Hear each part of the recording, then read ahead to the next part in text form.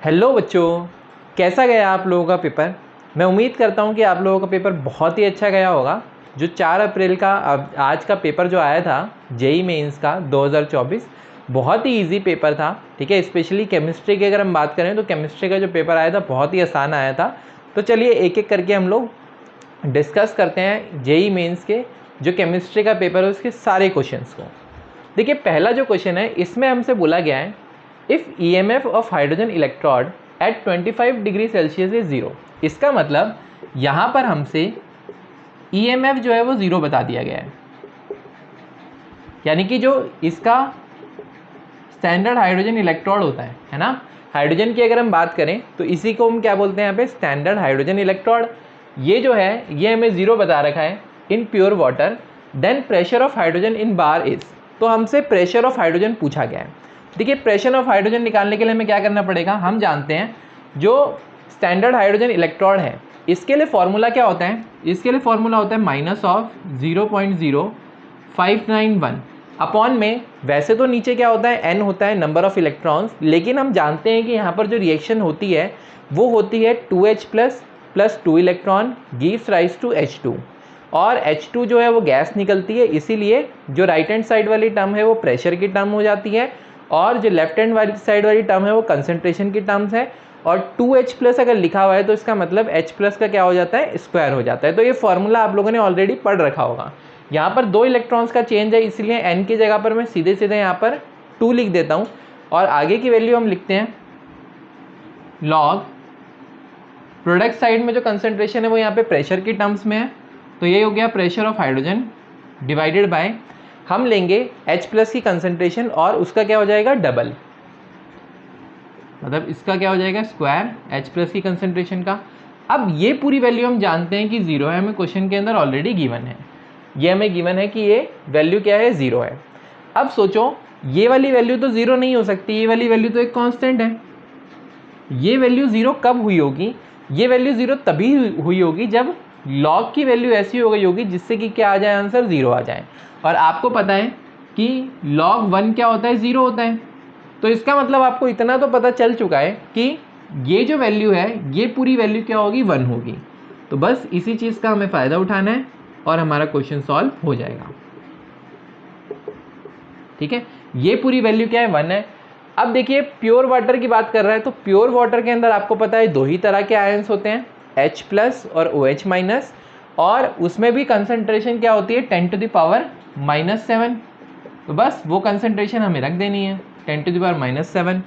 तो PH2 यानी pressure of hydrogen किसके बराबर हो जाएगा, H प्लस यानी कि 10⁻⁻7 का स्क्वायर, इसके बराबर हो जाएगा। यानी कि जो हमारे पास वैल्यू निकल के आने वाली है वो निकल के आने वाली है 10⁻⁻14 बार। तो जो यहाँ पर करेक्ट आंसर होगा वो होगा हमारा option number 1।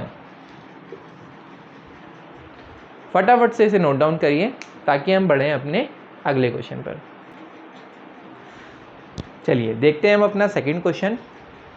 For which of the following element only one oxidation state is possible. कौन सा ऐसा एलिमेंट है जो केवल एक ही ऑक्सीडेशन स्टेट में एग्जिस्ट करता है।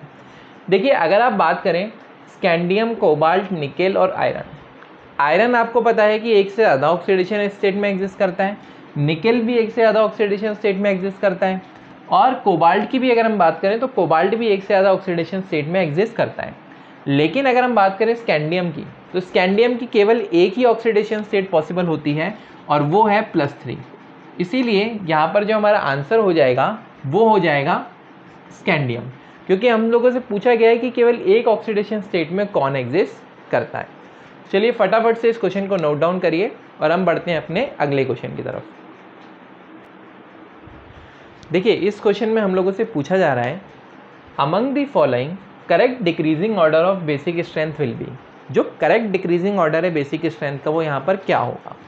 देखिए आपको गिवन है OH minus, H minus, HCO minus, CH3CO minus और OR माइनस।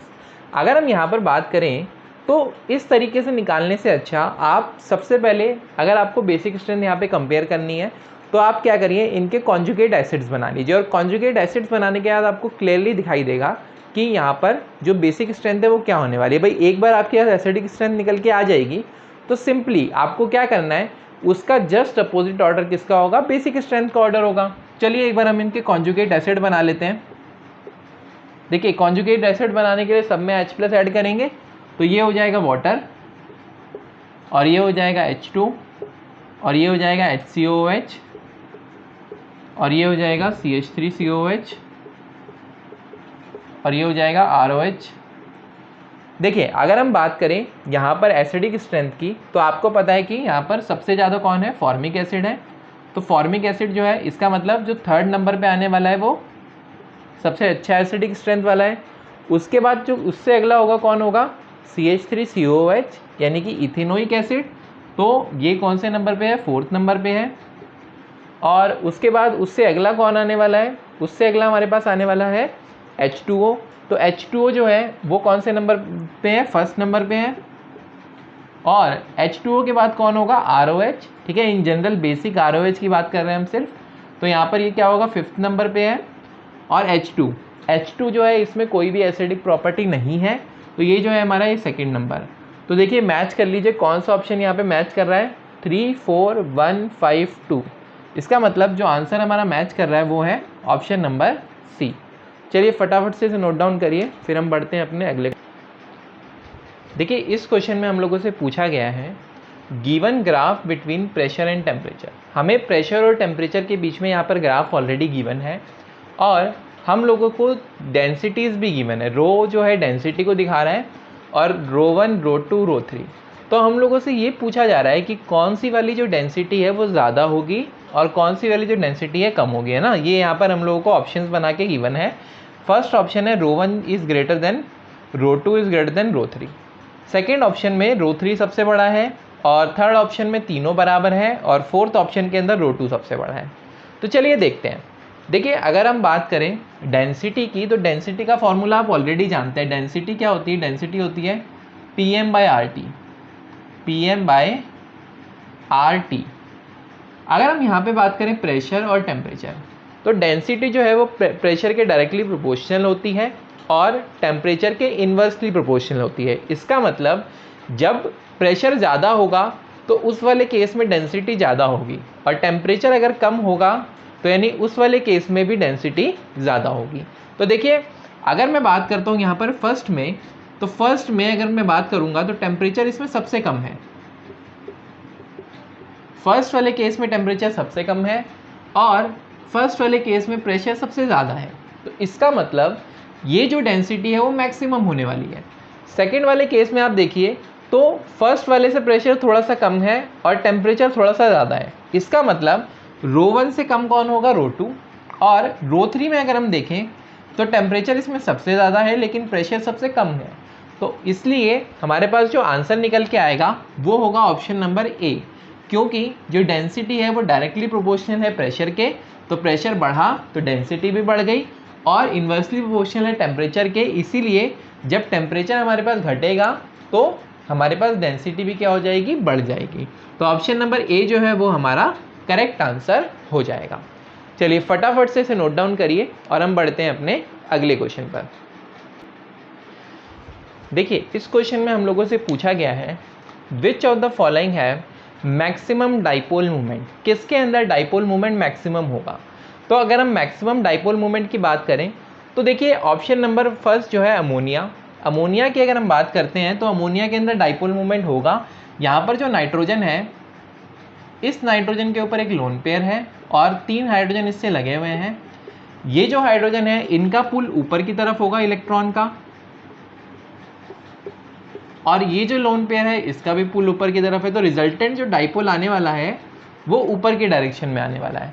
वहीं अगर हम बात करें PF5 की, तो PF5 जो है ये ट्राइगोनल बाइपिरामिडल ज्योमेट्री है, और इस वाले केस में sp3d केस के अंदर आपको पता है कि यहाँ पर जो है डाइपोल कैंसिल हो जाता है और यहाँ पर कोई भी डाइपोल मूवमेंट नहीं बचता, क्योंकि जो रेगुलर ज्योमेट्री है उसके अंदर डाइपोल मूवमेंट क्या होता है, 0।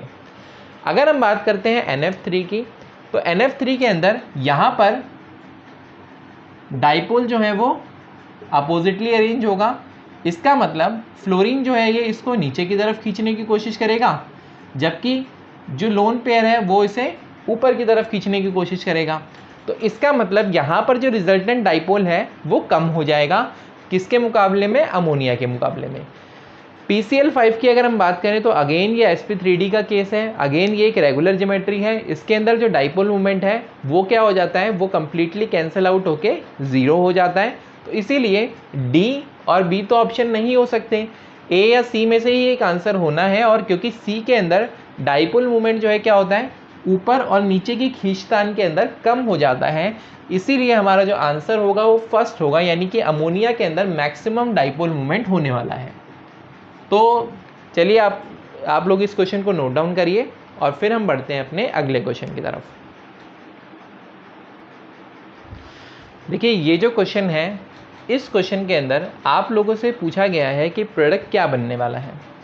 देखिए जिंक और मरकरी का आपको अमलगम गिवन है और साथ में कंसंट्रेटेड HCl गिवन है। आपके दिमाग में तुरंत आना चाहिए कि एक क्लीमेंसन रिडक्शन, और क्लीमेंसन रिडक्शन में होता क्या है? जो भी कार्बोनिल कंपाउंड है वो रिड्यूस हो जाता है। तो देखिए यहाँ पर एक कार्बोनिल कंपाउंड है एल्डिहाइड और यहाँ पर एक कार्बोनिल कंपाउंड है कीटोन। ठीक है, कार्बोनिल कंपाउंड कौन से होते हैं? जिनमें C double bond O group present होता है। तो ये दोनों क्या हो जाएंगे? रेड्यूस हो जाएंगे, और जब ये रेड्यूस होते हैं तो ये ऑक्सीजन हटता है और इनकी जगह पे 2 हाइड्रोजन लग जाते हैं। तो देखिए फर्स्ट वाले केस के अंदर CH2OH, यहाँ पर ऑक्सीजन हटा के 2 हाइड्रोजन हमने नहीं लगाए हैं, तो पहले वाले के हिसाब से ये गलत हो गया है। और इसमें भी अगर आप देखेंगे तो इसको हमने रिड्यूस नहीं किया है। ठीक है, और यहाँ पर देखेंगे सेकंड के अंदर तो हमने इसमें रिडक्शन किया है, 2 हाइड्रोजन लगाए हैं बिल्कुल। यहाँ पर हमने रिडक्शन किया है, 2 हाइड्रोजन हटाए हैं, ऑक्सीजन 2 हाइड्रोजन लगाए हैं और ऑक्सीजन हटाया है बिल्कुल। इसका मतलब ये वाला जो ऑप्शन है वो करेक्ट है। सी में देखिए, सी में यहाँ पर ऑक्सीडेशन कर दिया है, जबकि हमें क्या करना था? रिडक्शन करना था। और अगर हम डी की बात करें तो डी में भी अगेन यहाँ पर ऑक्सीडेशन कर दिया है, जबकि हमें रिडक्शन करना था। तो ऑप्शन बी जो है इसका करेक्ट आंसर है। चलिए फटाफट से इसे नोट डाउन करिए और बढ़ते हैं हम अपने अगले क्वेश्चन की तरफ। देखिए इस क्वेश्चन में हम लोगों से बोला जा रहा है which of the following is the correct order of first ionization enthalpy. पहली आयनाइजेशन एंथैल्पी का ऑर्डर हम लोगों से पूछा गया है, यानी कि पहला इलेक्ट्रॉन निकालने के लिए हमें कितनी एनर्जी देनी पड़ेगी। अब देखिए यहाँ पर अगर हम बात करें ऑर्डर की, तो फर्स्ट आयनाइजेशन एंथैल्पी का जो ऑर्डर है वो एक्चुअली में होना तो क्या चाहिए था? बेरिलियम से ज़्यादा बोरोन, बोरोन से ज़्यादा नाइट्रोजन, नाइट्रोजन से ज़्यादा ऑक्सीजन, ऑक्सीजन से ज़्यादा फ्लोरीन, यही ऑर्डर होना चाहिए था।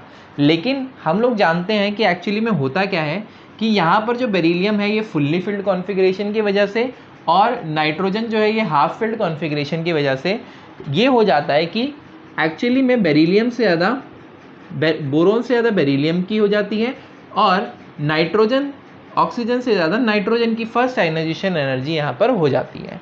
तो इसीलिए अगर हम यहाँ पर रियल ऑर्डर देखें तो वो बनेगा ऑप्शन नंबर सेकंड, यानी कि बोरोन से ज़्यादा बेरिलियम, बेरिलियम से ज़्यादा ऑक्सीजन, और ऑक्सीजन से ज़्यादा नाइट्रोजन, और नाइट्रोजन से ज़्यादा फ्लोरीन। तो बी ऑप्शन जो है इसका करेक्ट आंसर हो जाएगा। रीज़न क्या है? क्योंकि बेरिलियम जो है इसके अंदर s ऑर्बिटल फुल्ली फिल्ड है, और नाइट्रोजन में अगर हम देखें तो नाइट्रोजन के अंदर p ऑर्बिटल जो है वो हाफ फिल्ड है। चलिए फटाफट से इसे नोट डाउन करिए और हम लोग बढ़ते हैं अपने अगले क्वेश्चन की तरफ।